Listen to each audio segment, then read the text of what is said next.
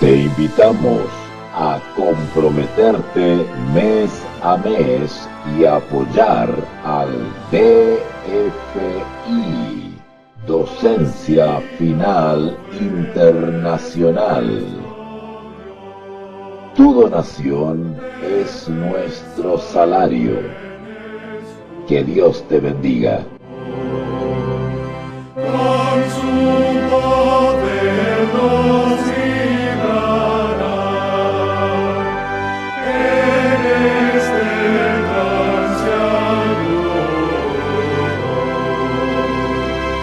Con furia y con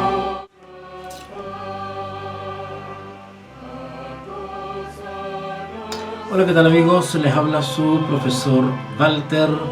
Nuevamente nos convocamos para continuar con esta serie de comentarios y análisis sobre la experiencia pre-tesis, pre-95 tesis, pre-indulgencias. Lo que hemos analizado hasta ahora tiene que ver con los acontecimientos, experiencias, reflexiones vividas por el monje Martín Lutero previo a el acto de protesta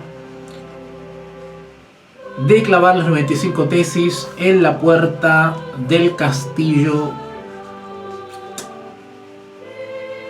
de la iglesia de Todos los Santos, la puerta de ese castillo iglesia, ¿ok? Curioso que el autor que estoy comentando en esta oportunidad, porque pretendo comentarle a otros autores también que hicieron biografías y comentarios sobre la vida del personaje histórico Martín Lutero. En esta ocasión he basado estas reflexiones y estos comentarios en Lucien Febvre, ¿ok? Aquí tenemos la versión de este libro de bolsillo del Fondo de Cultura Económico, que es una versión buenísima, muy buena calidad, sobre Martín Lutero, un destino, muy bien puesto el título de Un destino, ¿ok? Y pues no voy a redundar en una introducción, porque para eso pueden ver o repasar los episodios anteriores. Lo que voy a hacer ahora es rápidamente adentrarme en lo que tiene que ver efectivamente con la etapa ya de 1517. Ya entramos ya al año 1517. Vamos a analizar desde principios de 1517. Bueno, si es necesario retomamos algunas experiencias o acontecimientos de 1516, pero el fuerte de estos comentarios, de este episodio, va a ser el año 1517, que es un año decisivo, porque efectivamente todo lo que hemos analizado hasta ahora ve su parto, por decirlo de alguna manera, su manifestación, su clímax, su demostración pública, la confrontación, ¿verdad?, pública, que se materializa con las 95 tesis, las famosas 95 tesis. Van a ser estos unos episodios bastante interesantes, porque si bien me he tomado 2 o 3 episodios para hablarles de toda la experiencia anterior, ustedes se van a dar cuenta y van a entender con mayor profundidad ahora, o se van a explicar de una manera mucho más nítida el evento de las 95 tesis, y espero probar justamente mi tesis respecto a que la protesta, ¿verdad?, o el movimiento de la protesta contra Roma, esto no fue una protesta contra un documento, específicamente contra una doctrina, contra Tetzel, esto fue una protesta contra Roma, contra el papado, o el papismo, o el romanismo, en esencia, ¿vale? Si bien estamos hablando de 95 tesis que aluden a las indulgencias, ¿no es cierto?, ¿verdad?, al contenido de las indulgencias y se usa como vehículo una práctica normal, cotidiana, que era absolutamente normal, ¿no es cierto?, que era publicar ciertas cosas en la puerta del castillo, ¿no es cierto?, a manera de dar a conocer ciertos puntos, dar a conocer novedades, noticias, imponer a la población, digamos, ¿verdad?, a los habitantes sobre ciertas controversias, hacer un llamado, emplazar a los académicos, a los estudiosos, a los teólogos, ¿no es cierto? En fin, era un medio de comunicación, era un medio de publicación, ¿ok? Era un medio de propaganda. Bueno, se usa ese medio de propaganda justamente para expresar una protesta, una disconformidad, una disidencia, ¿no es cierto?, que ve su clímax justamente en el hecho de físicamente clavar los 95 tesis, ¿vale? Esa es la propuesta que le estoy haciendo con esta serie, que el acto de protesta que significó clavar los 95 tesis, pues inicia un gran movimiento, ¿cierto?, todavía germinando, pero ciertamente mucho más maduro que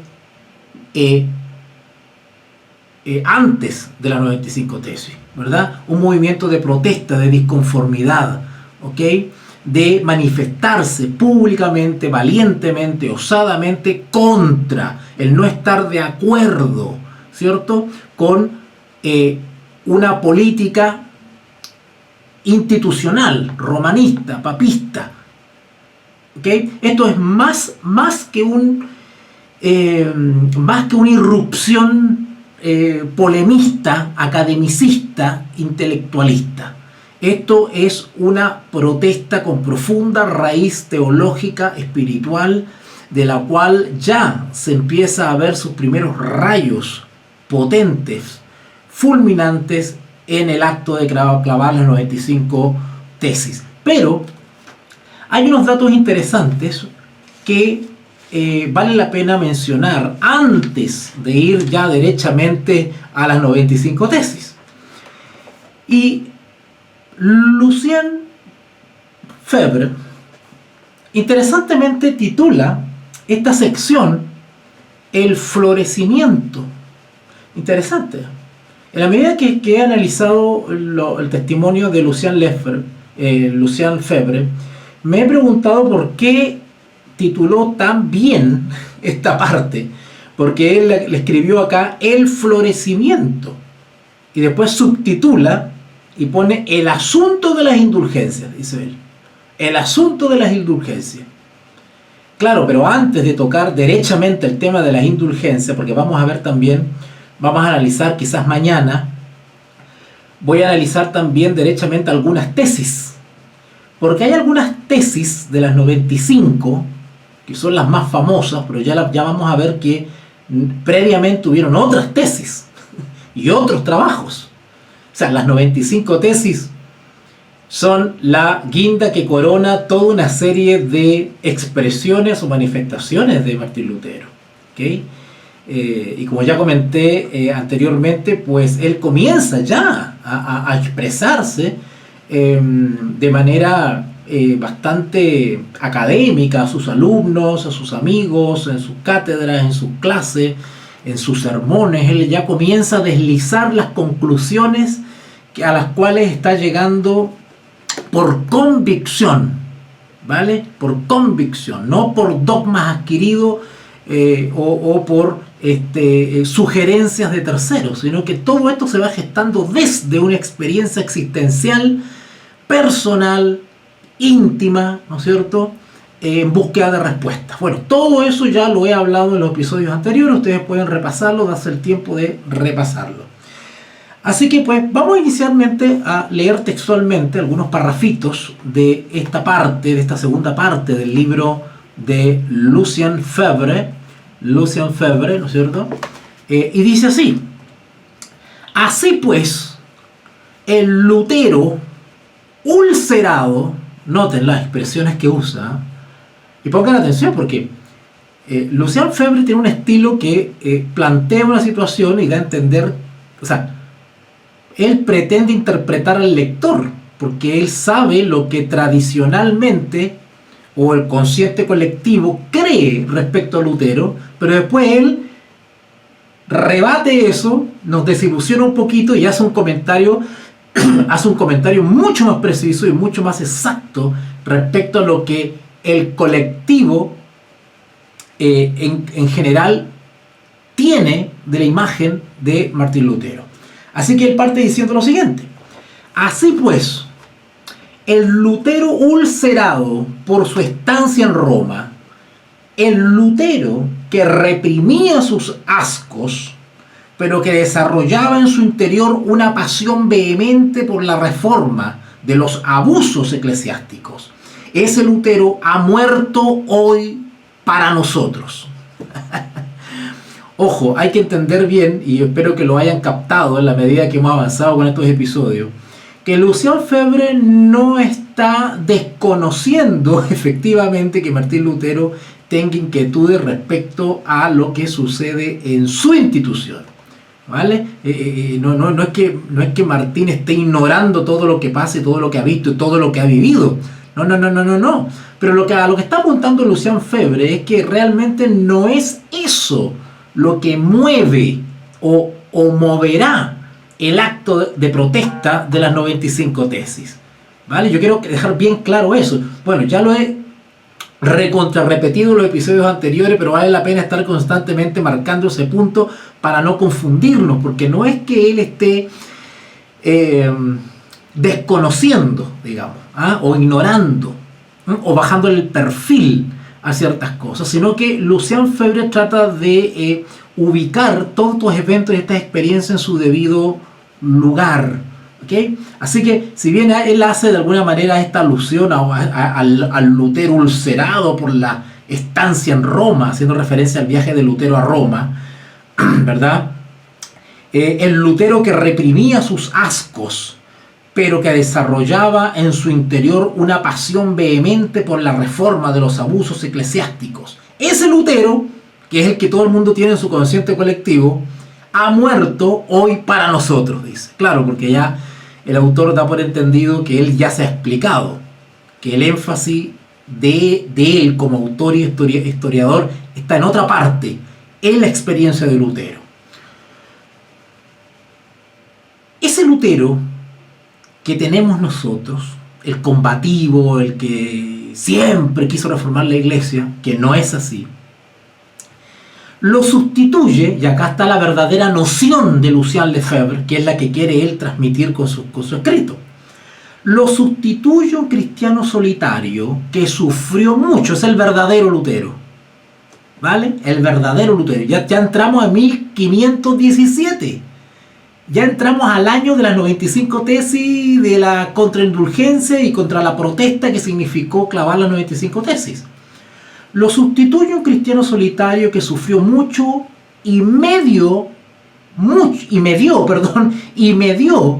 mucho antes de formarse su verdad. Repito, lo sustituye un cristiano solitario que sufrió mucho y meditó. Vale, parece que los lentes me están jugando una mala pasada. Y meditó mucho antes de forjarse su verdad. O sea, este tema que gatilló las 95 tesis no es algo que se le ocurrió de la noche a la mañana. Esto es algo que venía arrastrando y generando y desarrollándose ya desde hace muchos años atrás, de lo cual ya hemos hablado. Pregunta Lucian Febvre: ¿cómo este hombre, preocupado ante todo por la vida interior, noten cuál era la preocupación de Lutero? La preocupación de Lutero no era echar abajo el papado. La preocupación de Lutero era preocupado por su vida interior. ¿Cómo este hombre, preocupado ante todo por la vida interior y la religiosidad profunda, fue sacado bruscamente de sus pensamientos y de sus piadosas preocupaciones? ¿Cómo explicar, de acuerdo con lo que hoy creemos saber de su evolución primera, la transformación brusca de un cristiano que se abisma a los pies de su Dios en tribuno soberano que guía a las multitudes. Y luego Lucian Lefebvre comienza a darnos unos antecedentes históricos que me parecen a mí súper interesantes, porque mientras Martín está en su búsqueda interior y en su maduración interior, están sucediendo cosas en el exterior. Están sucediendo cosas desde el punto de vista social, desde el punto de vista político y desde el punto de vista eclesiástico. Están pasando cosas de las cuales vamos a ver que Lutero no estaba ajeno. Lutero estaba muy informado sobre las noticias, sobre lo que sucedía. ¿Ok? Bueno, vamos a resumir un poco, pero vamos a darles 2 o 3 datos que los van a ubicar a ustedes inmediatamente en lo que estaba pasando en ese momento en el exterior, mientras Lutero estaba con su experiencia interior. Sabemos cómo el 30 de agosto de... Noten los años, cómo esto se va desarrollando. Sabemos cómo el 30 de agosto de 1513, noten, hoy día vamos a hablar sobre el 1517, ese es el contexto del cual yo quiero referirme, pero hay que retrotraerse un poquito para atrás para entender cómo las circunstancias políticas, sociales y religiosas en las cuales se desenvolvió, se gatilló la 95 tesis. Sabemos cómo el 30 de agosto de 1513, Alberto, hermano menor del elector de Brandeburgo, Joaquín, era elegido arzobispo de Magdeburgo. Alberto es elegido el 30 de agosto de 1513 arzobispo de Magdeburgo por el capítulo catedralicio. Y luego, poco después, el 9 de septiembre, al mes siguiente,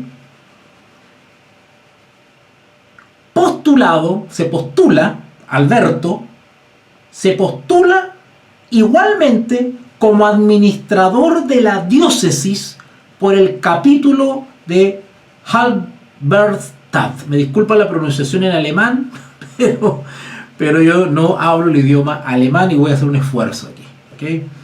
Así que miren esto, 30 de agosto de 1513, el hermano menor del elector de Brandeburgo, Joaquín, es elegido arzobispo de Magdeburgo por el capítulo catedralicio. Y luego, poco después, el 9 de septiembre de 1513 también, postulado igualmente como administrador de la diócesis por el capítulo de Halberstadt.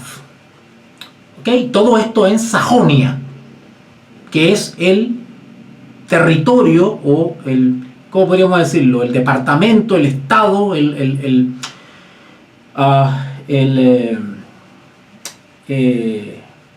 la región, digamos, donde se desarrolló toda la experiencia de Lutero. ¿Okay? Luego dice, el 9 de enero, noten que lo que le hablé recién sucedió en 1513. El 9 de enero de 1514, el año que sigue, los obispos de Lübeck y de Brandeburgo eran encargados de remitir el palio a Alberto. O sea, Alberto fue cada vez ostentando o acumulando más y más poder. Se le fue nombrando y atribuyendo cada vez más cargos, dominios y poder. Estamos hablando acá que acá se está negociando con diócesis. Se está negociando con asuntos religiosos. O sea, los territorios o los dominios que estaban bajo el poder de la iglesia eran sujetos de transacciones, de negociaciones político-religiosas. Hasta ese punto había llegado la corrupción del papado. Noten ustedes. Ahora, todo esto era público. Todo el mundo se daba cuenta de estas cosas. Bueno, no todos sabían de las truculencias, los detalles, ¿no es cierto?, de las gestiones, los trámites administrativos y las negociaciones. No todo el mundo sabía eso, pero todo el mundo sabía de cómo se negociaban, ¿no es cierto?, todos estos dominios de la iglesia. Otro dato, dice: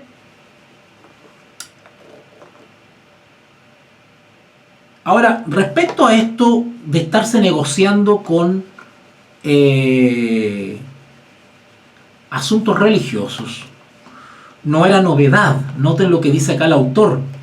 Sin duda, el nuevo elegido, es decir, Alberto, era joven. Estamos hablando que Alberto se comienza a perfilar ya en la escena a los 24 años, 23 años, 23 años, ¿ya? Y es elegido es elegido arzobispo y luego postulado al cargo de administración de diócesis ya a los 24 años. Acá dice: sin duda el nuevo elegido era joven. Acababa apenas de entrar en su 24º año, 24 años recién cumplido Alberto. Por eso, ¿qué importancia tenía? Si eso estaba normalizado. Estaba normalizado que a un adolescente, a una persona joven, ¿verdad?, se le postulara o se le instalara con cargos de este tipo de responsabilidad. O sea, eso no era novedad. León X, el Papa, que pontificaba entonces para la época para 1513 y 1514, había recibido la tonsura a los 7 años. A los 7 años León ya había recibido la tonsura. A los 8 años ya había recibido el arzobispado de Aquisgrán y la rica abadía de Pasignano. A los 13 años el capelo. De hecho, los delegados que después de la doble postulación de los capítulos fueron enviados a Roma por Joaquín y por Alberto, arreglaron pronto las cosas. Bueno, y ahí lo que les dije recién, que el 9 de enero de 1514 los obispos de Lübeck y de Brandeburgo eran encargados de remitir el palio a Alberto. Noten lo que dice acá. El 7 de marzo de 1514, Alberto de Brandeburgo hacía lanzar su candidatura al arzobispado de Maguncia ante los canónicos. Los Hohenzollern, que era una familia dinástica, ¿verdad?, apresuraban su fortuna. Se frotaban las manos, porque la obtención de todos estos cargos y todas estas cosas implicaba estatus social, económico, acceso a patrimonios, etcétera, etcétera. Así que imagínense ustedes. No hay que olvidarlo.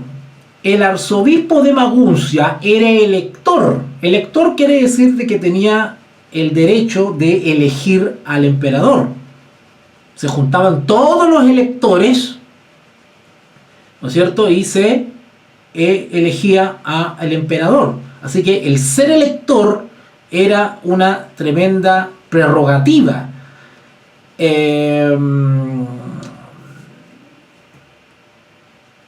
No hay que olvidarlo, dice acá, el arzobispo de Maguncia era elector, canciller del imperio, presidente del colegio electoral y primado de Germania.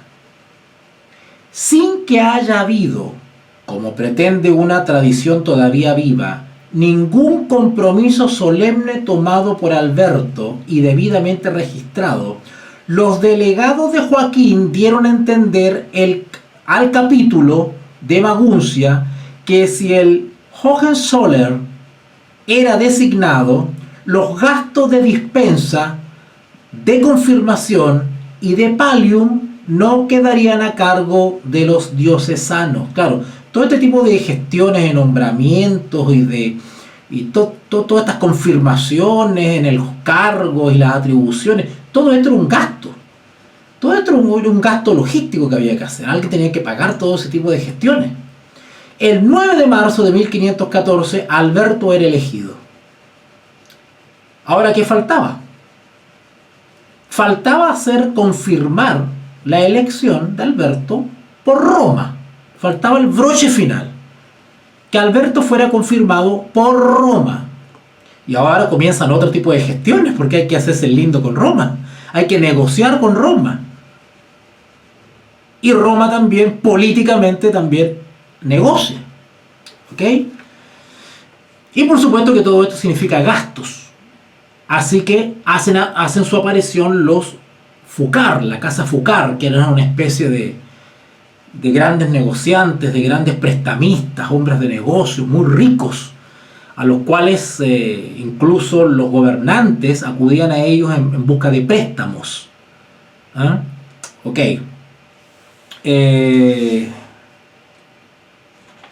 Vamos a avanzar un poquitito porque ya quiero ir a la parte de Lutero.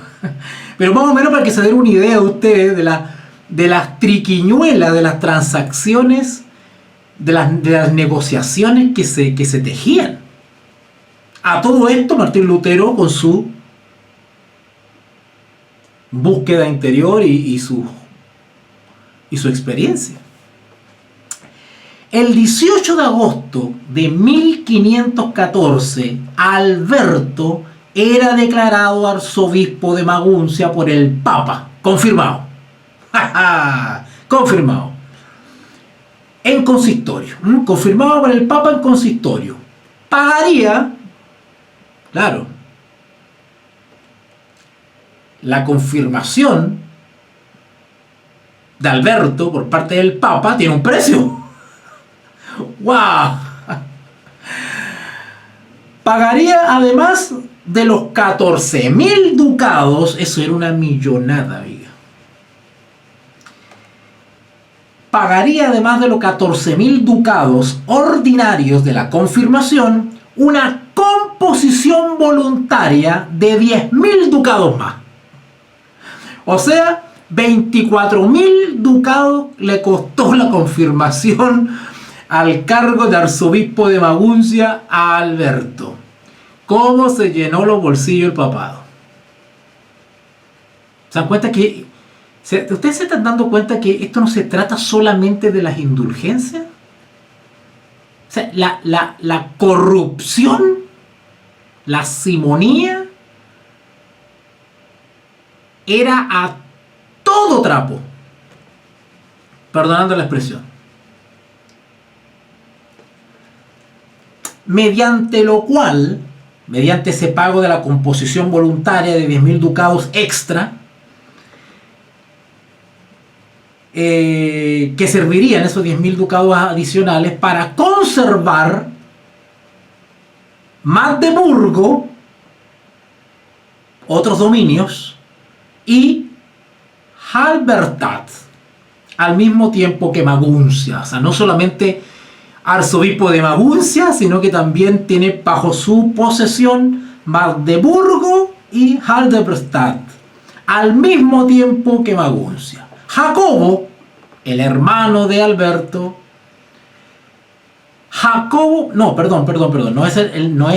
era Joaquín. No, este Jacobo no. Este Jacobo es Jacobo Foucart, que era ¿cómo podría decir? Los magnates prestamistas, ¿no? por decirlo de alguna manera, ¿vale? Jacobo Foucart adelantó los fondos, ¿vale? Le prestó platita a Alberto. Porque Alberto, ¿de dónde? Yo no sé si habrá tenido dinero o no, pero esos 24.000 ducados, pues, se los pidió prestado a los Foucart. Así que a Jacobo Foucart adelantó los fondos, prestó la platita, y fue solo después cuando intervino, noten todo lo que les he comentado, y fue solo después de todo esto cuando intervino por primera vez una cuestión de indulgencias. ¿Vale?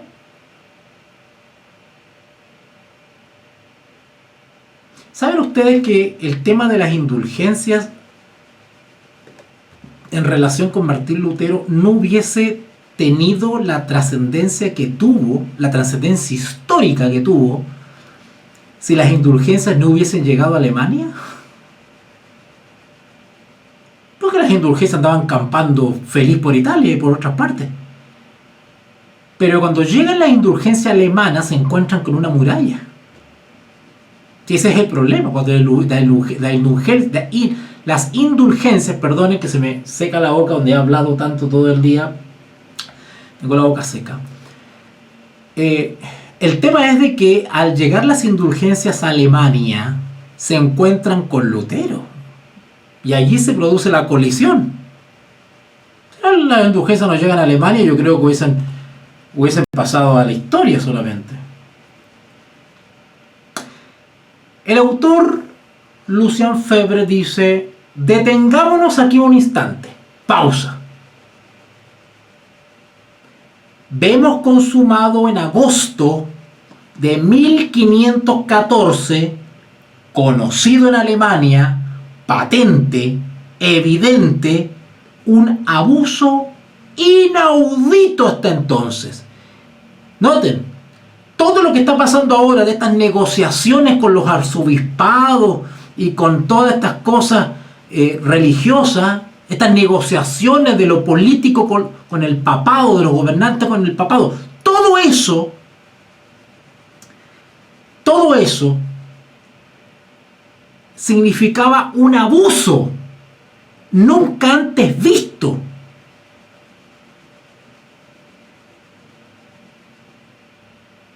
O sea, esto realmente comenzó a llamar la atención. O sea, se sabía de cierta corrupción, pero esto ya estaba saliéndose de control.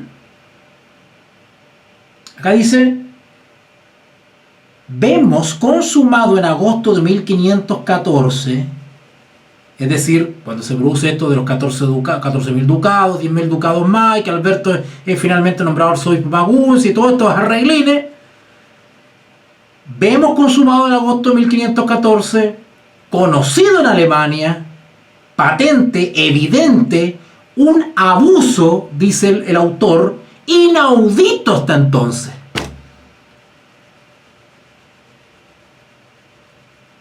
Nunca hasta entonces dos arzobispados y tan considerables, importantes desde todo punto de vista como los de Maguncia y Magdeburgo, habían sido reunidos en un obispado. Note que el arzobispado es inferior al obispado. Habían dos arzobispados, Maguncia y Magdeburgo, y fueron reunidos en un obispado. ¿Ok?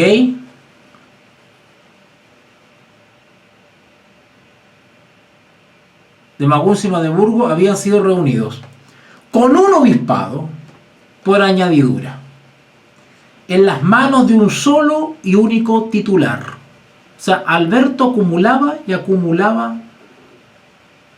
cargos, nombramientos, poderes. Esto lo sabía Lutero. Claro, si esto era público, todo el mundo se enteraba de esto, de estas movidas.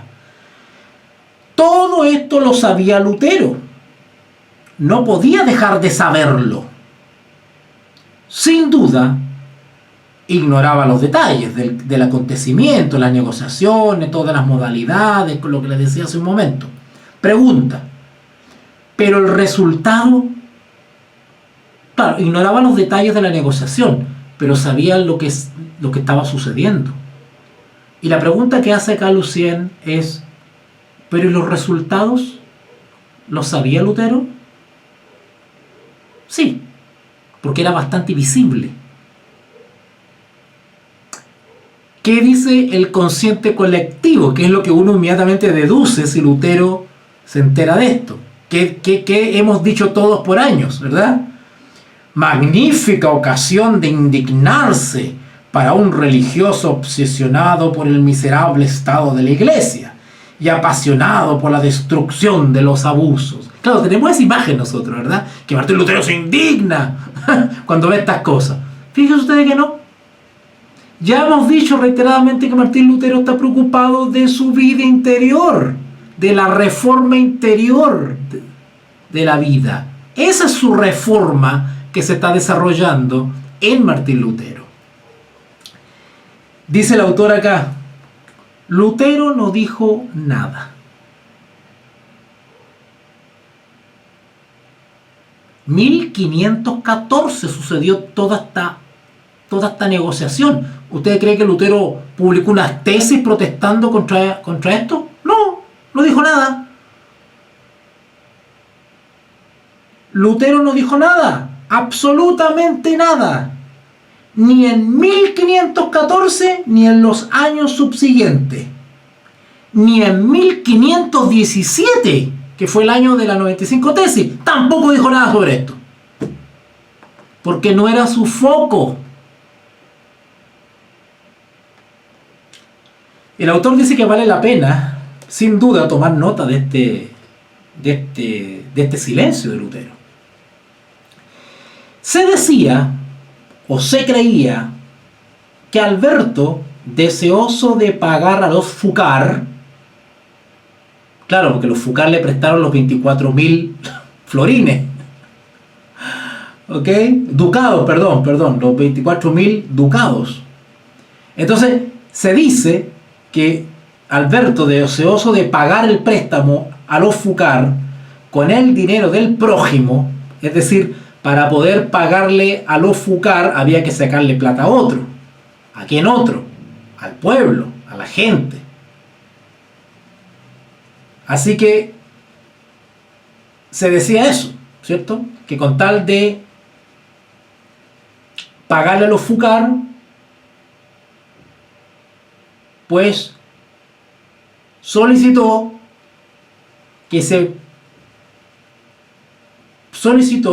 la concesión de una indulgencia para predicarla en favor de San Pedro. Noten cómo esto es barnizado con religión, ¿eh? Y detrás de esto hay todo un interés económico. ¿Vale? Solicita entonces o pide la concesión de una indulgencia para predicarla en favor de San Pedro en sus territorios arzobispales y episcopales, así como los dominios de Joaquín, su hermano.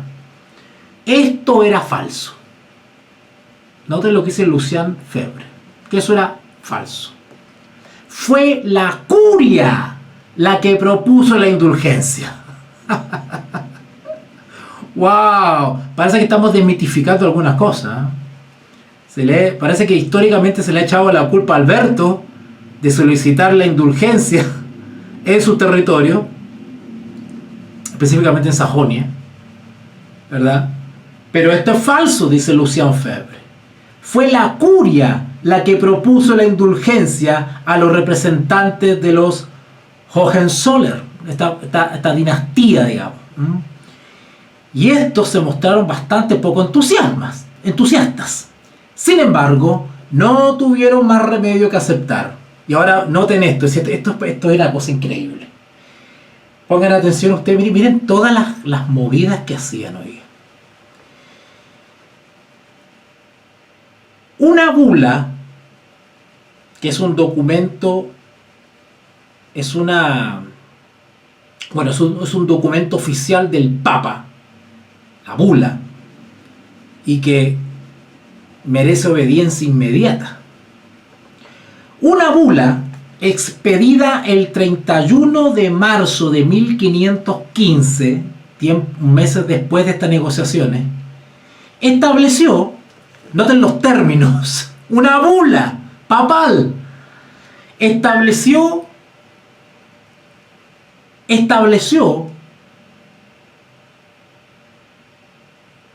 que la mitad de las cantidades recogidas de las indulgencias que se permitieron en los territorios de Alberto, en los arzobispados y episcopales, la mitad de las cantidades recogidas del dinero que entraba producto de las indulgencias, la mitad de las cantidades recogidas irían a las cajas pontificias. No tener arreglín. El 50% del dinero proveniente de las indulgencias, el 50% se va al Vaticano. Se va a las cajas pontificias. Y la otra mitad a las de Alberto. Que con ayuda de este maná, de esta entradita económica, pagaría a sus acreedores los FUCAR. Ahí está el arreglín para poder pagarle a los FUCAR los 24.000 ducados que le prestaron para poder tener el arzobispado de Maguncia más el de Magdeburgo, ¿ok? Y otros obispados más que le dieron por ahí, ¿ok? Pero el emperador, sin un centavo, pobrecito él, Maximiliano era el emperador de ese entonces, estamos hablando de 1515, se enteró de toda esta movida y de los dineros que estaban entrando e intervino. Reparto entre tres, dijo el emperador Maximiliano, yo también quiero una tajada. Así que como buen emperador, él quiso también su parte del producto de las indulgencias predicadas durante 3 y no 8 años. ¿Ok? Ok. Él, por su parte, Maximiliano, que entró al juego, Maximiliano se llevaría 1000 florines. Después de lo cual, el resto se dividiría en 2 partes. Alberto y las cajas pontificias. Para el Papa y la otra para Alberto. Digamos enseguida que la indulgencia, pongan atención en esto, la indulgencia solo pudo ser predicada durante 2 años. Estaba programada para 3, si mal no recuerdo. Pero solamente se predicó 2 años. ¿Ok? Produjo poco, pecuniariamente hablando. Alberto, después de cubrir todos sus gastos, le pagó a los FUCAR, sacó lo justo para saldar la mitad de su composición de 10.000 ducados. La prédica no empezó hasta principios de 1517, noten. Las indulgencias en los territorios de Alberto comenzaron a predicarse a principios de 1517. O sea, alcanzaron a predicarse casi todo el año, porque en octubre aparecen las 95 tesis y se echa a perder el negocio. ¿Ok? Perdonen que estoy con una pequeña alergia. La prédica no empezó hasta principios de 1517. Solo entonces, noten, a principios de 1517, solo entonces el dominico Juan Tetzel aparece en escena. Subcomisario general del arzobispado de Maguncia, se puso con voz rimbombante a prometer a los fieles toda una serie de graduada de favores incomparables. Sigue diciendo: de las transacciones que precedieron, es decir, todas estas negociaciones que hemos hablado, en la corte de Roma, en la concesión definitiva de la bula de indulgencias, acuérdense, la famosa bula del 31 de marzo de 1515, donde se establece 50-50, mitad y mitad, 50-50, donde se establecen ¿cierto?, todas los detalles respecto a la repartición de las ganancias, ¿verdad? Entonces, de las transacciones que precedieron en la Corte de Roma a la concesión definitiva de la bula de indulgencias, noten, desde que comenzaron las negociaciones hasta la bula que fija los términos del reparto de dinero, todo ese periodo de negociación, Lutero no supo nada. Claro, él ignoraba ese tipo de gestiones. Pretende incluso en alguna parte haber ignorado al principio que detrás de Tetzel estuviera Alberto de Brandeburgo. Se puede pensar que esa ignorancia era diplomática. Bueno, no se sabe en detalle si esta ignorancia de Lutero respecto a lo que estaba sucediendo, a esas movidas, a esas negociaciones,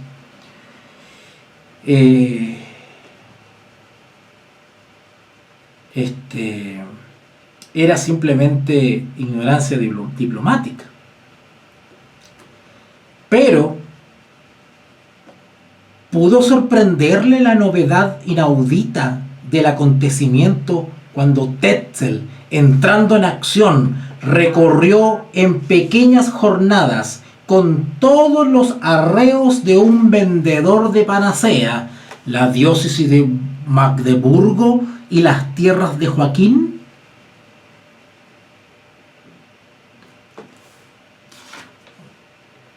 ¿Captaron? Lutero pudo sorprenderle la novedad inaudita del acontecimiento cuando Tetzel, entrando en acción, recorrió en pequeñas jornadas. ¿Le sorprendió a Lutero la llegada de Tetzel? ¿Vendiendo su panacea?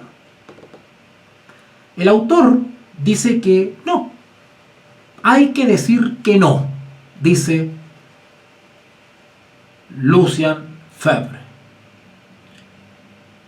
En primer lugar, y contrariamente a lo que se afirmaba antes, Tetzel, miren estos detalles, Tetzel no vino a Wittenberg para provocar, por decirlo así, directamente la indignación de Lutero. Tetzel fue a cumplir su misión. Tetzel no tenía en mente a Lutero. ¿Okay? En Wittenberg se estaba sobre las tierras del elector de Sajonia, Federico el Sabio. Ese era el elector de Sajonia. ¿Okay? En Wittenberg se estaba sobre las tierras del elector de Sajonia, Federico el Sabio. Y este príncipe, noten la característica de este príncipe, no tenía intención de que se predicara en sus dominios la indulgencia. ¿Por qué? ¿Porque acaso ya tenía el germen del luteranismo? No, sino por aplicación de un principio bien conocido. La caridad bien ordenada empieza por uno mismo. La piedad de Federico era entonces de la más tradicional. En los años que preceden a la Reforma, aparece preocupado Federico, ante todo, por mostrar en Wittenberg una colección de reliquias preciosas que atraen a su ciudad a numerosos peregrinos. Las solicita por todas partes. Las compra. O sea, era un coleccionista.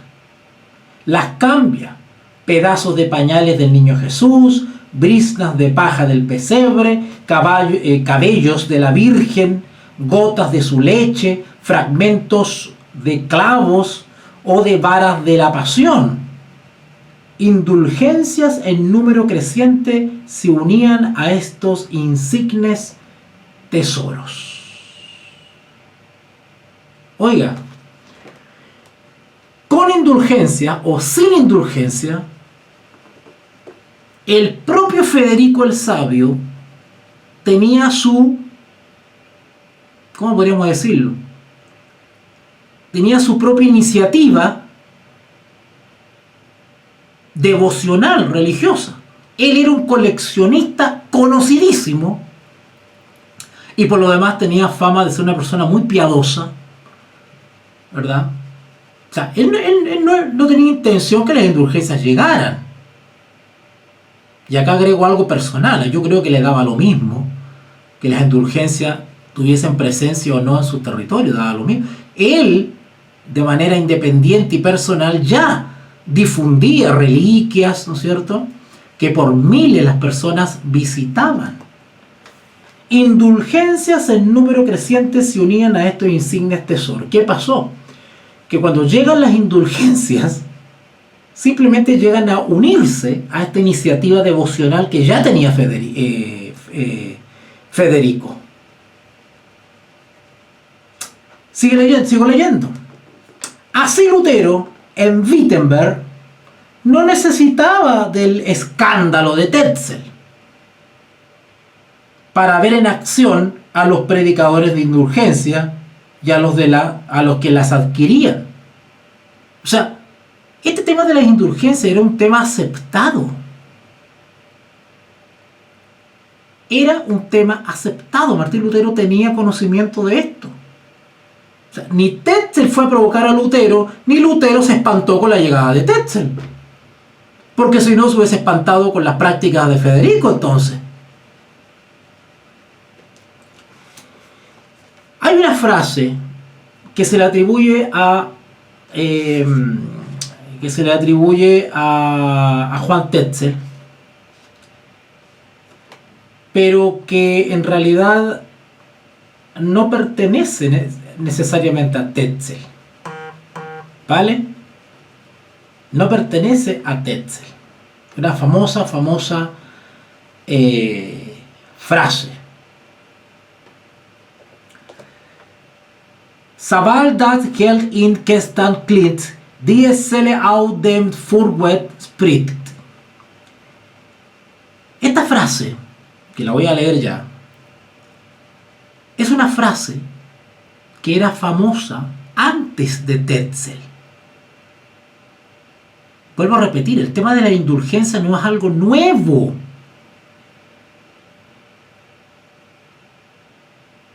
El tema es que, derivado de la experiencia interior de Martín,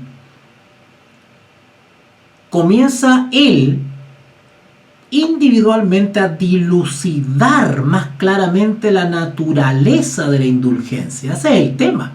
No es que se indignó porque aparecieron las indulgencias. Eso no es así. Las indulgencias ya estaban.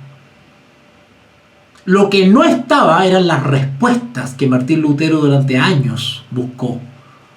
Y esas respuestas comenzaron a permitirle a ver el mundo de otra manera, con otro prisma. Y las indulgencias cobraron otro matiz ahora. Se verá, sin ir más lejos, que en el año, miren, me voy a retrotraer un montón de años para atrás para contarle algo. Noten el dato histórico, ¿verdad? Por eso que si somos historicistas de verdad, no de nombre. ¿Vale? Si dice que eres historiador o historicista, tiene que serlo de verdad. Vamos a retrotraernos un poquito más atrás. En el año 1482, la Sorbona juzgó y condenó una proposición que le había sido diferida y que traduzco y que se traduce del latín al español de la siguiente manera. Y van a ver ustedes que les va a parecer conocido esto. Y todo el mundo se lo atribuye a Tetzel, a Juan Tetzel. No, Juan Tetzel no fue el inventor de esta fórmula que le voy a leer ahora. toda alma del purgatorio vuela inmediatamente al cielo, es decir, es liberada inmediatamente de toda pena desde el momento en que un fiel pone una moneda de 6 blancas por manera de sufragio de limosna en el cepo para las reparaciones de la iglesia de San Pedro de Saint. ¿Les parece conocida esa frase, esa fórmula?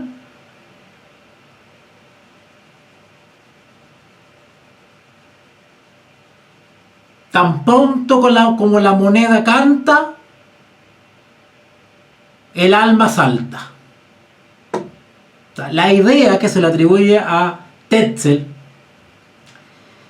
como autor de esto es de que en el mismo instante que la moneda caía en el depósito de la indulgencia, automáticamente el alma salía, ¿no es cierto?, salía de su situación y era liberada. Bueno, esa idea viene de mucho más atrás, 1482. Eso es lo que se predicaba en ese entonces ya, y que fue condenado por gente honesta de universidades que supieron de esta práctica de la iglesia y la condenaron, la censuraron. O sea, no era la primera vez que esto se practicaba y que era censurado. ¿Ok? Esto es lo que se predicaba mucho antes de 1517. Un eclesiástico anónimo y que fue censurado. O sea, ya hubieron religiosos que difundían esa idea de que cuando la moneda caía, el alma era liberada. La censura no previno, por lo demás, las reincidencias, pero esa práctica volvió a aparecer cada cierto tiempo y apareció con Tetzel otra vez. La censura no previno, por lo demás, las reincidencias. El 6 de mayo de 1518, la Sorbona debía volver a la carga y calificar de falsa y escandalosa la misma proposición. Como puede verse, Tetzel no tenía nada de inventor. Tetzel no inventó esa frase, ¿okay? Pero sí la promovió porque cada cierto tiempo se reincidía en esa estrategia para promocionar las indulgencias o otro tipo de negociaciones con lo religioso. Y en cuanto a lo que predicaba, ¿qué predicaba Tetzel? ¿Qué predicaba Tetzel? Remisión plenaria de todos sus pecados a aquellos que, contritos de corazón, confesaban de boca, habiendo visitado 7 iglesias reverenciadas y recitado 5 Padre Nuestros y 5 Ave María, dieran a la caja de las indulgencias una ofrenda. Eso predicaba Tetzel. Cotizada según el rango social y la fortuna, que variaba desde 25 florines de oro para los príncipes hasta medio florín e incluso absolutamente nada para los simples fieles.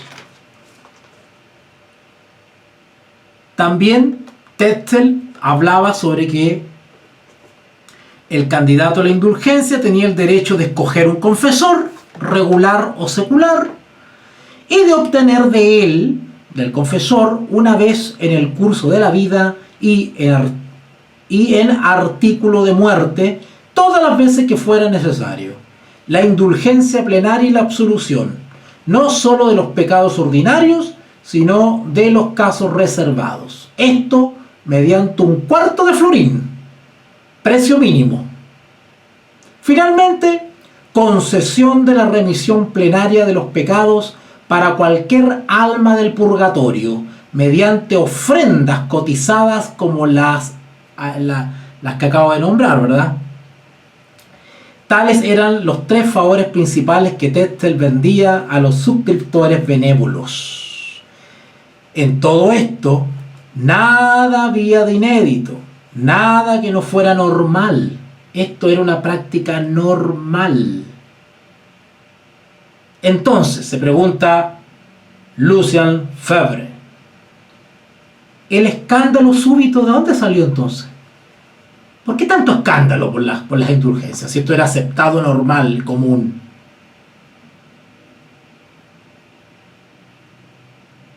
La explosión irresistible provocada, en cierto modo, por un espectáculo inaudito, sin par ni precedente. ¿Por qué el escándalo? ¿Qué pasó?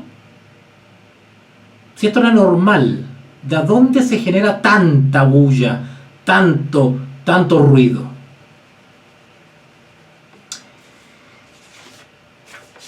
Con esto termino. Voy a adelantarme un poquitito porque esto se está poniendo bueno.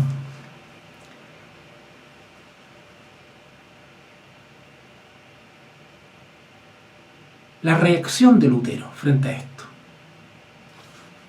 Dice el autor: es preciso reconstituir en plena concordancia con lo que se cree saber de la evolución interior de Lutero. A ver, voy a leer de nuevo. Tengan en cuenta todo lo que ya hemos repasado para atrás, para entender lo que sigue expresando el autor Lucien Febvre. Dice él, es preciso, para entender la reacción de Lutero, hay que entender lo siguiente. Ya se lo adelanté al principio de este episodio. Es preciso reconstituir en plena concordancia con lo que se cree saber de la evolución interior de Lutero en los años decisivos 1515-1516, que ya hemos estudiado en los episodios anteriores, y 1517. Para entender la reacción de Lutero, hay que retrotraerse a la experiencia interior de Lutero, especialmente los años 1515, 1516, 1517, sobre todo principios de 1517. La historia de una crisis que fue toda ella interior. Recuerden que Martín Lutero no se enfrascó en pelea con lo que estaba pasando a su alrededor. Martín Lutero simplemente estaba acumulando antecedentes, observando, experimentando, y la lucha la tenía acá adentro. Y si bien había una génesis, un germen de reforma, era interior.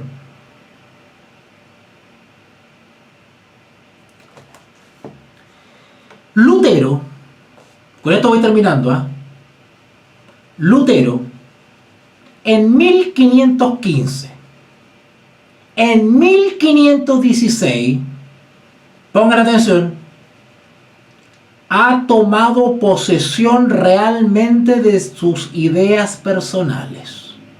Hay un proceso de maduración fuerte, especialmente en esos 2 años.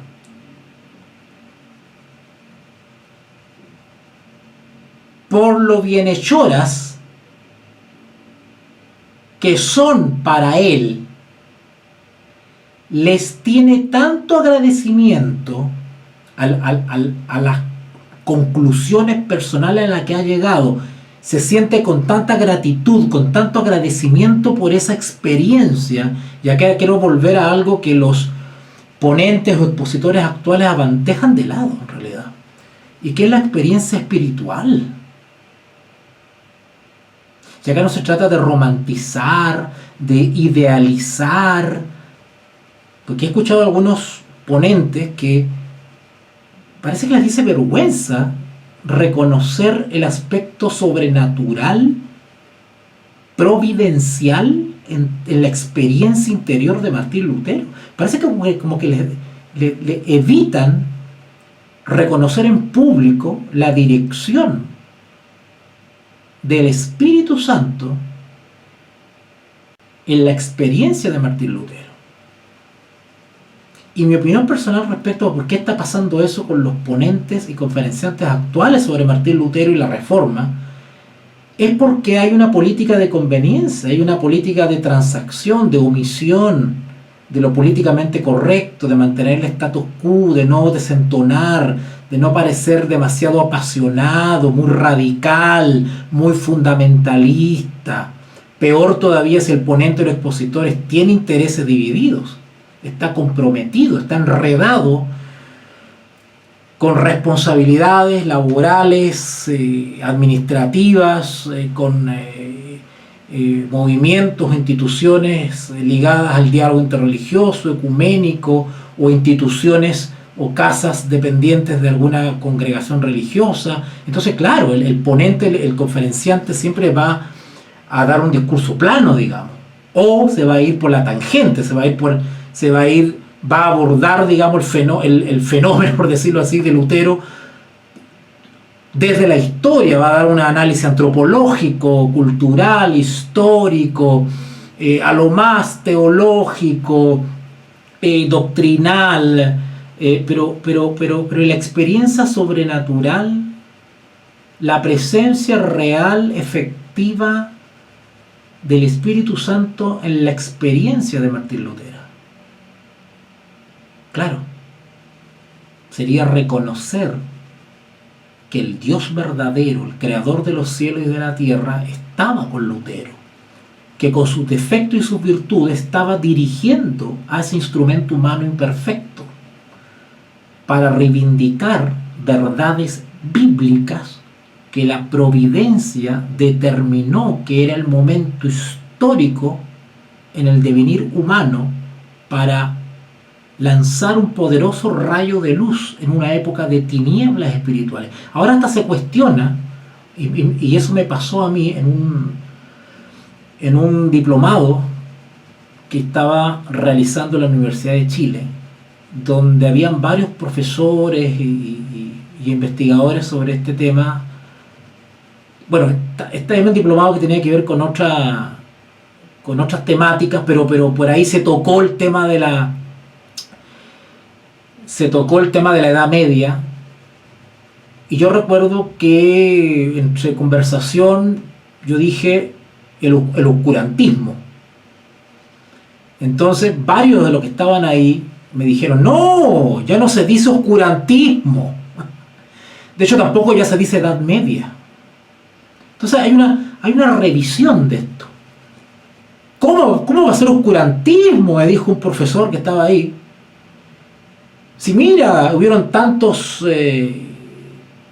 muchas personas inteligentes, muchos descubridores, muchos inventos, muchos avances, mira estos otros, pero si yo no estoy negando eso. Yo lo que me refiero cuando hablo del oscurantismo de la Edad Media, la época oscura, estoy hablando de la época oscura desde el punto de vista espiritual. Y en su gran sabiduría, el Creador suscitó a este hombre entre varios para derramar luz y romper esas tinieblas y poder permitir, en una cadena de acontecimientos, permitir reivindicar la Biblia, las Sagradas Escrituras cristianas, como norma de autoridad y de conciencia para todo creyente, y contraponerlas con un sistema religioso el cual, desde el punto de vista bíblico, es contrario a las enseñanzas de Jesucristo. Y por eso Martín Lutero, con los años, por allá por el 1520, habla del anticristo. Y se escandalizan algunos porque anticristo, claro, la idea la sola idea de escuchar la palabra anticristo, uno se le viene a las películas de terror de Hollywood, ¿verdad?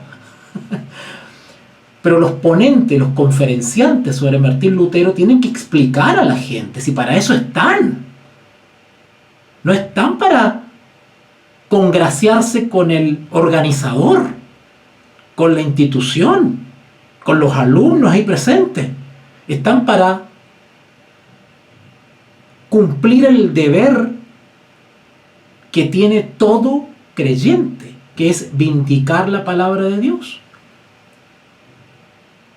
vindicar la autoridad de la Biblia. educar y cultivar al pueblo.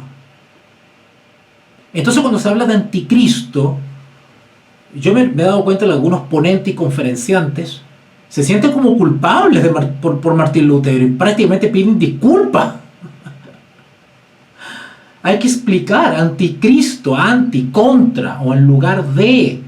Y eso es derivado justamente de los títulos papales que ostenta el mismo papado como monarca de la iglesia, y que son títulos que bíblicamente corresponden al Espíritu Santo o a Jesucristo, y sin embargo se le atribuye un ser humano simple y mortal como el Papa de Roma. Por eso que Martín Lutero va llegando a ciertas conclusiones, pero no es que él sea antipapista, anticatólico, y por lo tanto nosotros no podemos hablar con la verdad porque automáticamente nos constituimos en anticatólicos y antirromanistas. Eso no es así. Entonces a mí me da un poco de vergüenza ajena algunos conferenciantes que prácticamente piden disculpas, ¿verdad? Y a Martín Lutero, en vez de vindicarlo y hacer que uno se sienta orgulloso de nuestro pasado, hacen que uno sienta vergüenza de Martín Lutero o prácticamente lo ridiculizan, lo denigran, lo miran en menos, lo rebajan, ¿verdad? Yo por ahí escuchaba una vez un conferenciante acá en Chile que dijo el antipapismo o antirromanismo de Lutero es algo con lo cual tenemos que cargar, decía este supuesto experto Martín Lutero. Fue una cosa patética cuando yo escuché eso, entre otras cosas más.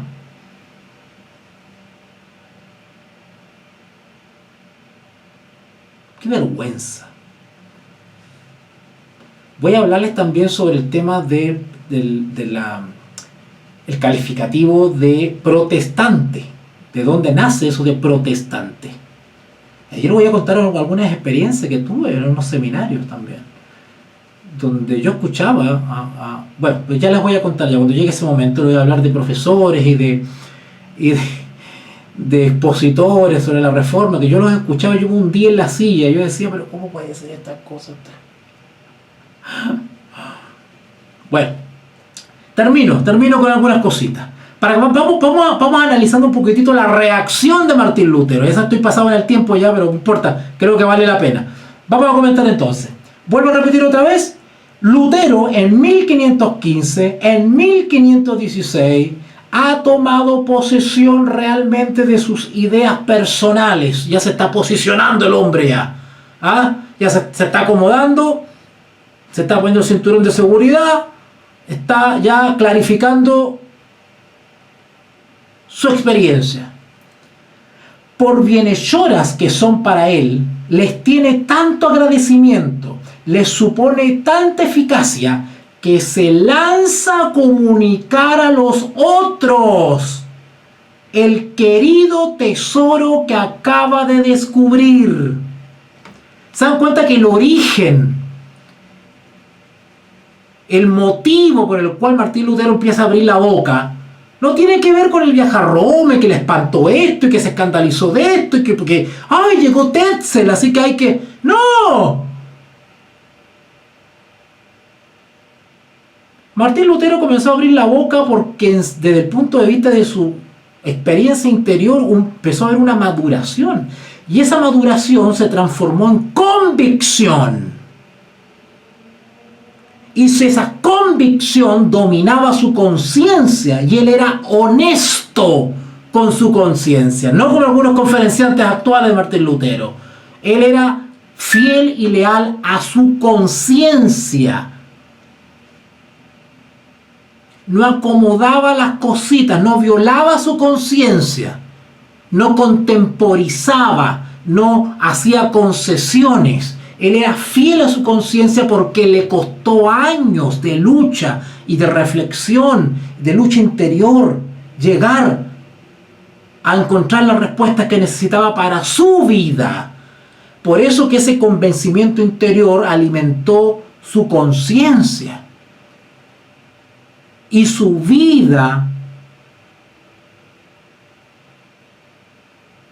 la perfiló, la cuadró, ¿cierto?, con sus convicciones personales. Por eso es que cuando estaba en la dieta de Worms, él dijo eso: no puedo ir contra mi conciencia, porque sería negar todo lo que he vivido, todo lo que he experimentado, todo lo que me ha costado y he sufrido para encontrar las respuestas que tanto necesitaba. Y ahora ustedes quieren que yo me retracte de todo eso, que niegue todo eso. No puedo, porque estoy convencido. Por eso que él decía: no es honesto, no es correcto ni honesto ir en contra de la conciencia. Y si Dios me ayudó dándome esa respuesta, dándome esas revelaciones, ¿cómo yo puedo negar algo que Dios me dio? Bueno, que Dios haga cargo entonces. Dios me ayude. Amén. ¿Están entendiendo ahora por qué Martín Lutero se comportó como se comportó en Worms? Y vamos a tocar ese tema. Yo voy a llegar hasta ese tema de Worms y vamos a analizar del punto de vista espiritual, del punto de vista existencial, la experiencia interior de Martín Lutero en la dieta de Worms. ¿Qué pasó en su mente? ¿Qué experimentó? ¿Qué fue lo que pasó en ese momento? Porque el tema de Worms es un tema que tuvo un lado humano también, muy humano, pero también tuvo un lado heroico y muy espiritual. Una cosa tremenda. Ustedes se van a alegrar mucho. Bueno, pero ya, no me entusiasmo más y le termino de leer esto.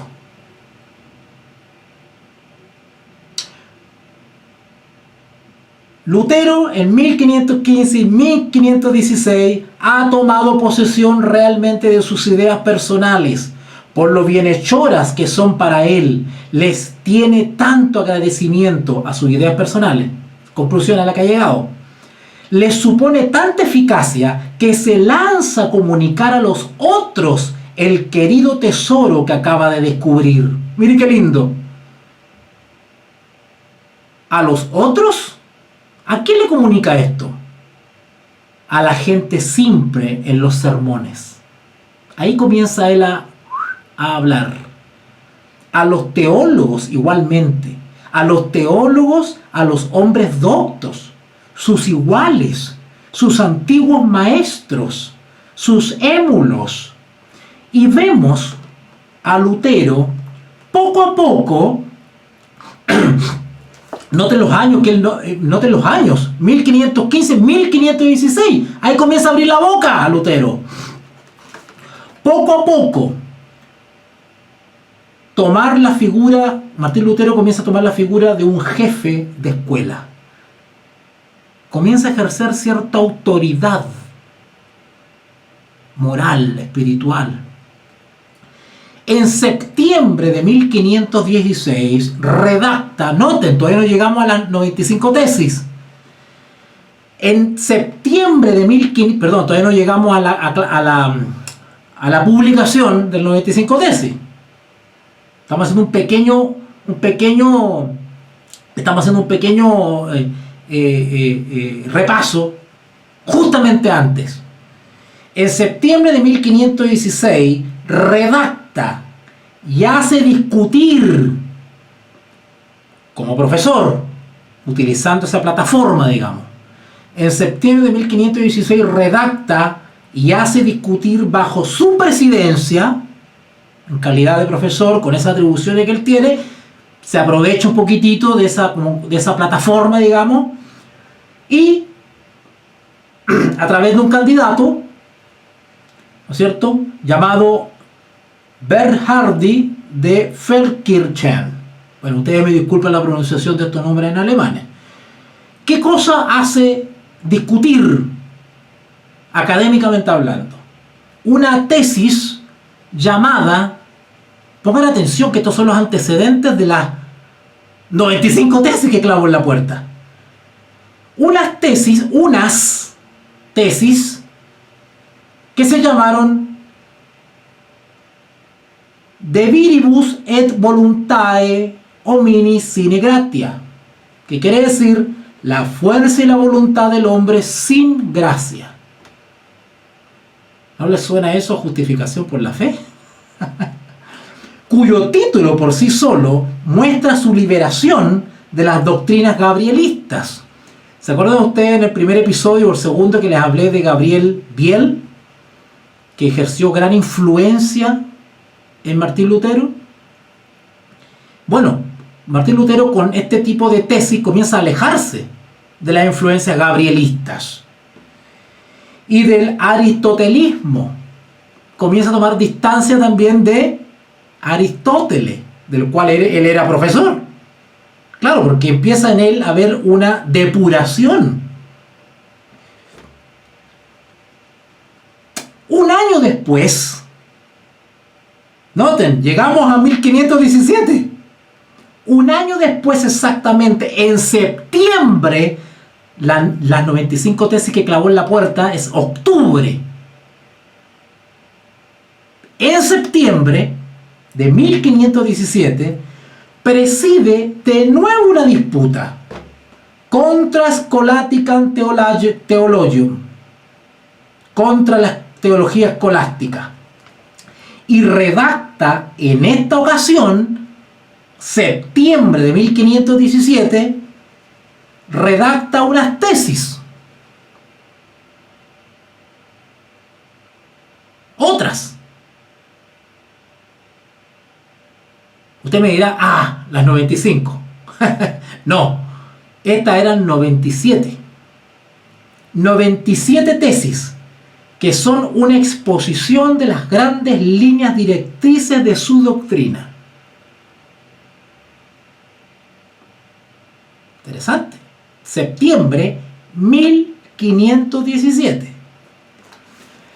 El hombre transformado en una... Noten lo que expresaba Lutero, ya las ideas que él tenía. El hombre transformado en un árbol podrido, árbol malefactus, no puede querer y hacer más que el mal. ¡Wow! Acá se aleja de lo gabrielista totalmente. Su voluntad no es libre, es sierva. Decir que puede, por sus propios medios, alcanzar esa cumbre, el amor de Dios por encima de todo, es mentira y quimera. Terminus fictus sicut quimera. Por naturaleza, el hombre no puede amar a Dios sino egoístamente. Todo esto es una refutación muy clara por Lutero de las doctrinas escotistas y gabrielistas. Y para que nadie lo ignorase, indicaba al final de cada una de las tesis, él ponía ahí al ladito, contra Scotum, contra Gabrielem, contradictum comune. Después venían tesis filosóficas. O sea, Martín Lutero ya empezó a escribir tesis por todas partes. Proclamaba su odio a Aristóteles y su metafísica, a su lógica, a su ética. La execrable ética aristotélica es toda ella enemiga mortal de la gracia, decía Lutero. Contra los escolásticos, proclamaba Martín Lutero. Después de lo cual, concluía desarrollando su tema favorito. Miren qué lindo. La opción fundamental de la ley y la gracia. Decía, toda obra de la ley sin la gracia tiene la apariencia de una buena acción. Vista de cerca, no es más que un pecado. Malditos los que cumplen las obras de la ley. Benditos los que cumplen las obras de la gracia. La ley buena que hace vivir al cristiano no es la ley muerta del Levítico, no es el decálogo, es el amor de Dios derramado en nuestros corazones por el Espíritu Santo. Así argumentaba Lutero en 1516 y en 1517, con una plena y profunda sinceridad. Pregunta, dice el autor, también tal vez con un grano de particularismo universitario que se desliza a pesar suyo en sus preocupaciones. Claro, evidentemente aquí hay un factor académico, universitario, que fue la plataforma, el medio, el instrumento, la infraestructura sobre la cual se valió para poner en el tapete o difundir o enseñar o vindicar la verdad de la palabra de Dios, en la cual él encontró las respuestas que tanto buscaba. Por eso que esto no es un tema netamente universitario, académico. Este es un tema más profundo que una situación teológica. Esto es más profundo que simple teología. Esto es un tema experimental, vivencial. Acá estamos hablando de una experiencia espiritual transformadora. Estamos hablando de un testimonio personal de cambio, de descubrimiento. Era la escuela de Wittenberg, la doctrina de Wittenberg, lo que se trataba de poner enfrente en las escuelas rivales de Erfurt, de Leipzig, de Frankfurt, de Oder y de otras partes.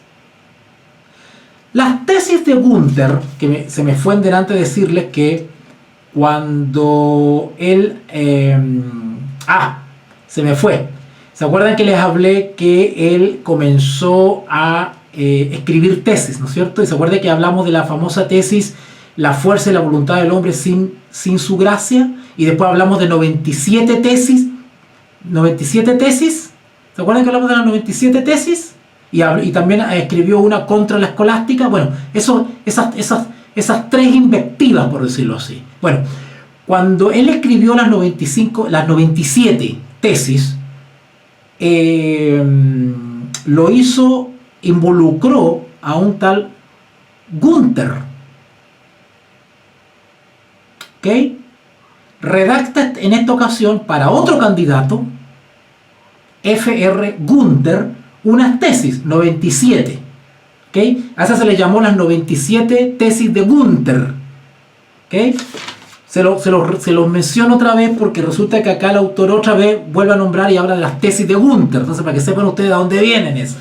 ¿Okay? Las tesis de Gunther, septiembre de 1517, acuérdense que hablamos de un mes antes que había escrito estas cosas, ¿verdad?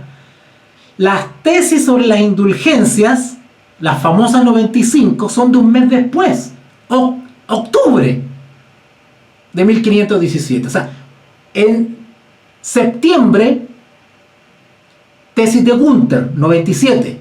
En septiembre, tesis de Gunther, 97. Octubre, las tesis sobre las indulgencias.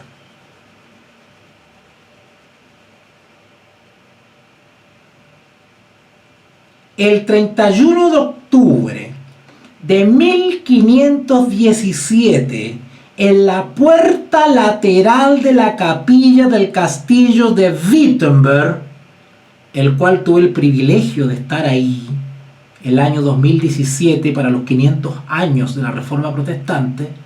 Estuve en esa puerta, a ver si le agrego una fotito después a este video. Gracias a Dios que tuve esa oportunidad.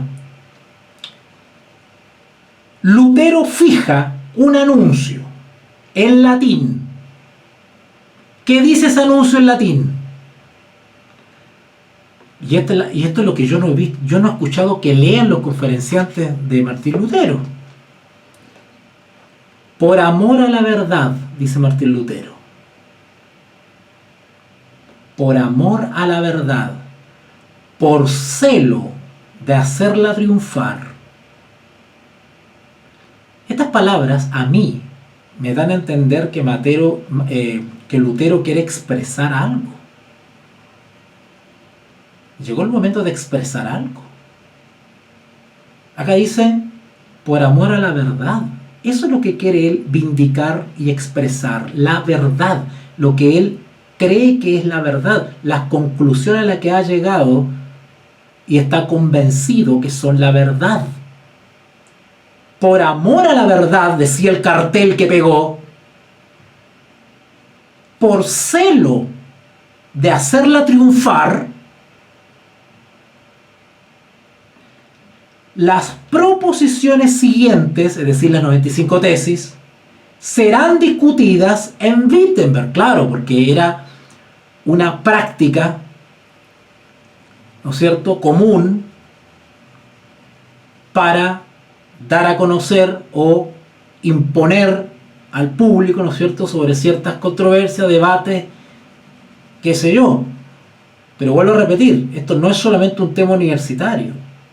Esto es un acto de protesta y se usa ese vehículo tradicional, común y conocido para efectuar justamente, ejercer justamente esa protesta. Por amor a la verdad, por celo para hacerla triunfar, las proposiciones siguientes serán discutidas. ¿Ok? Cuando algo se discute, es porque hay en algo no se está de acuerdo. Por eso se discute.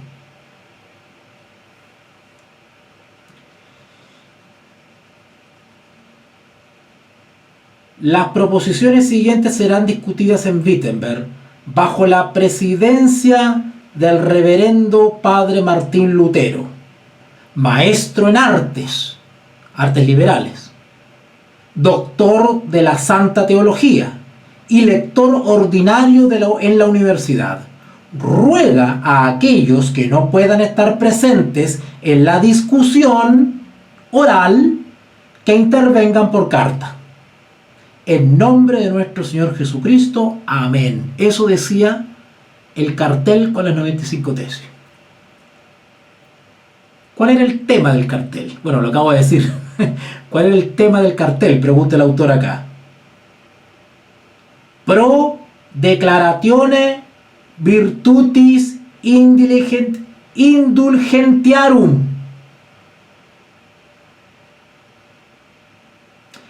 Fijémonos en la fecha. El 31 de octubre, en la víspera de Todos los Santos, el día de Todos los Santos, era cuando cada año los peregrinos acudían, innumerables, a Wittenberg. ¿Por qué? Porque Federico tenía una colección de reliquias ahí. Todo el mundo iba para allá. Y más encima habían llegado las indulgencias. ¿Sí? Imagínense ustedes el tremendo festival ese que se armaba ahí. Y en el día de Todos los Santos era cuando cada año los peregrinos acudían innumerables a Wittenberg para ganar los perdones visitando las reliquias caras al corazón y a la bolsa también de Federico.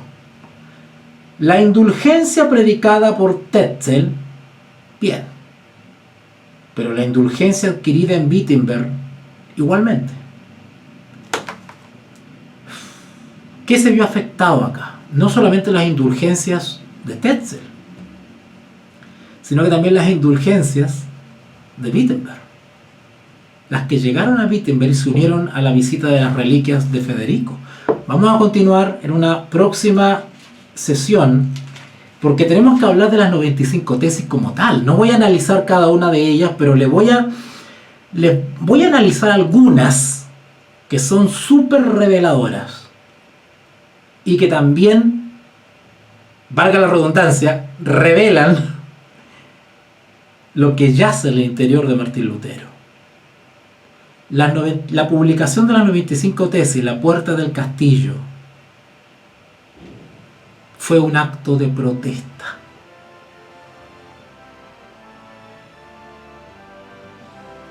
y fue dirigido por la misma providencia para restaurar la luz de la verdad que yacía en tinieblas, para reparar los portillos que durante siglos se habían echado abajo. Sí, los príncipes protestaron más adelante, pero la protesta comienza ahí. Eso es una protesta. Ya iré desarrollando ese tema también, porque no estoy de acuerdo con los conferenciantes actuales de señalar la protesta de los príncipes como que desde ahí comenzamos a llamarnos protestantes. Eso no es verdad. ¿Okay? Vamos a vindicar la historia, vamos a analizar la génesis de la protesta. Es bueno a veces escuchar otra mirada, es bueno a veces escuchar una ponencia outsider, ¿verdad?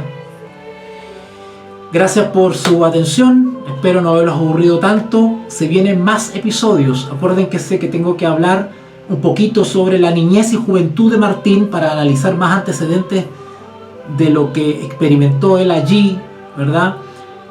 Vamos a hablar sobre el castillo de Warburg, su experiencia ahí. Vamos a hablar sobre la dieta de Worms.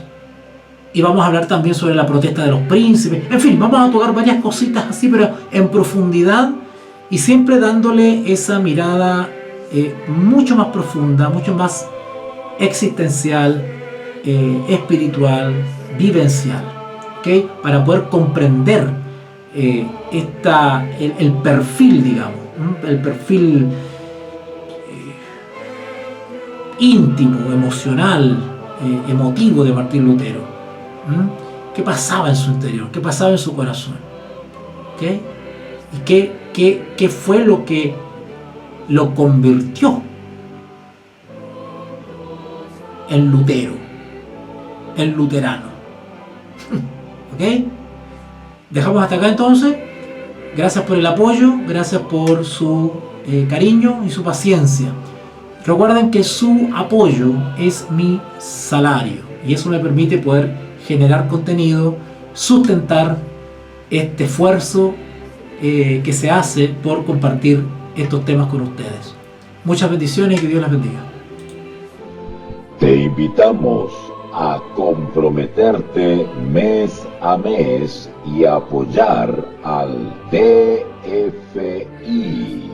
Docencia Final Internacional. Tu donación es nuestro salario. Que Dios te bendiga.